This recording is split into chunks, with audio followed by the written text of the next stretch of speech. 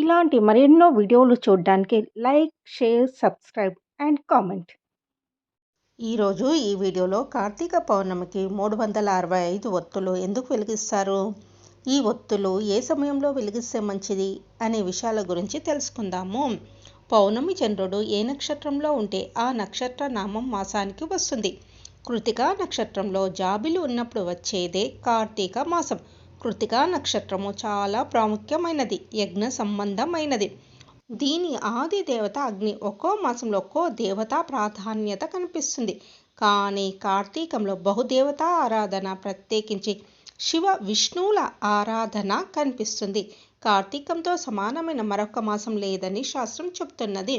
కార్తీక శుద్ధ ఏకాదశి నుంచి పౌర్ణమి వరకు చేసే వ్రతాన్ని భీష్మ పంచక వ్రతం అని అంటారు. నెలంతా కార్తీక విధులు కుదరని పక్షంలో ఏకాదశి నుంచి పౌర్ణమి వరకు నిష్టగా ఈ వ్రతం చేస్తే పూర్తి మాస ఫలితం కలుగుతుందని పండితులు మాట.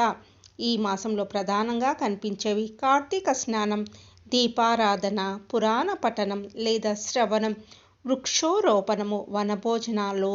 సూర్యోదయానికి ముందే కార్తీక స్నానాన్ని ఆచరించాలి. మనిషిలోని అజ్ఞానమనే చీకట్లను తొలగించి జ్ఞానమనే దివ్యజ్యోతిని పొందడానికి దీపారాధన, ఆ పైన పూజ, పురాణ పఠనం.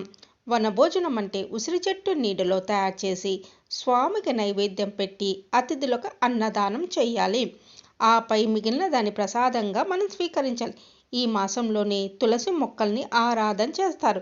అంతేకాదు విష్ణు ప్రీతికరమైన రావి, తులసి మొక్కలకు, పరమేశ్వరునికి ఇష్టమైన బిల్వ, మోదుగ చెట్లను పూజిస్తారు. 2024 సంవత్సరంలో కార్తీక పౌర్ణమి తిథి ప్రారంభము 15వ తేదీ నవంబర్ 2024 శుక్రవారం ఉదయం 6:19 ప్రారంభమై 16వ తేదీ నవంబర్ 2024 శనివారం మధ్యాహ్నము 2:58 పౌర్ణమి తిథి ముగుస్తుంది.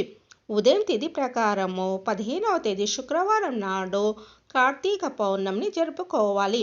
కార్తీక పౌర్ణమి నాడు శివాలయంలో దీపారాధన చేయడం అంటే ముక్కోటి దేవతలను పూజించడమే. సకల పుణ్య నదుల్లో స్నానం చేసిన ఫలితం దక్కుతుంది. ఈ పవిత్ర దినాన విష్ణు ఆలయంలో స్తంభ దీపం పెట్టిన వారు శ్రీ మహావిష్ణువుకు ప్రీతివంతులవుతారు. ఈ దీపాన్ని చూసిన వారి పాపాలు పటాపంచలవుతాయి. స్తంభ దీపం పెట్టని పితృదేవతలకు నరక విముక్తి కలగదంటారు. నదీ తీరాల్లో దీపాలు వెలిగించేవారు అరటి దొప్పల్లో వెలిగించి నదుల్లో వదులుతారు. ఎలాంటి అవకాశం లేని వారు ఇంట్లో తులసి చెట్టు దగ్గర అరటి దొప్పల్లో దీపం వెలిగించుకోవచ్చును. ఏడాది మొత్తము మనం దీపాలు వెలిగించడం కుదరదు కాబట్టి అలాంటి దోషం కొరకు 365 ఒత్తుల దీపాన్ని వెలిగించి పోగొట్టుకోవచ్చును. కార్తీక పౌర్ణమి రోజు 365 ఒత్తుల దీపాన్ని వెలిగించాలి. ఈ దీపము మట్టి ప్రమిదలో దీపారాధన చేసినా పర్వాలేదు, కానీ స్టీల్ సామగ్రిని దీపానికి వినియోగించరాదు. అగ్గిపుల్లతో నేరుగా దీపం వెలిగించవద్దు. ఏకహారతి కానీ అగరబత్తితో కానీ దీపాన్ని వెలిగించాలి. ఒక్క ఒత్తి దీపము అశుభం. ఎప్పుడూ శుభానికి ఒక్క ఒత్తితో దీపము పెట్టకూడదు. 3 ఒత్తుల దీపాన్ని నూనెలో తడిపి వెలిగించాలి. 3 ఒత్తులు ఎందుకంటే అవి 3 లోకాలకి, సత్వ, రజో, తమో గుణాలకు, 3 కాలాలకు సంకేతము. కార్తీక పౌర్ణమి రోజు 365 ఒత్తులు వెలిగిస్తే ఏడాదంతా దీపం పెట్టిన ఫలితం లభిస్తుందని కార్తీక పురాణంలో ఉంది. కార్తీక మాసంలో 2 సంధ్యల్లోనూ సూర్యోదయం, సూర్యాస్తమయంలో దీపారాధన చేయాలి.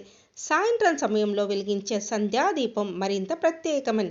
శివాలయంలో కానీ వైష్ణవాలయంలో కానీ సాయంత్రం సమయంలో పౌర్ణమి గడియలు ఉన్న సమయంలో వెలిగించాలి.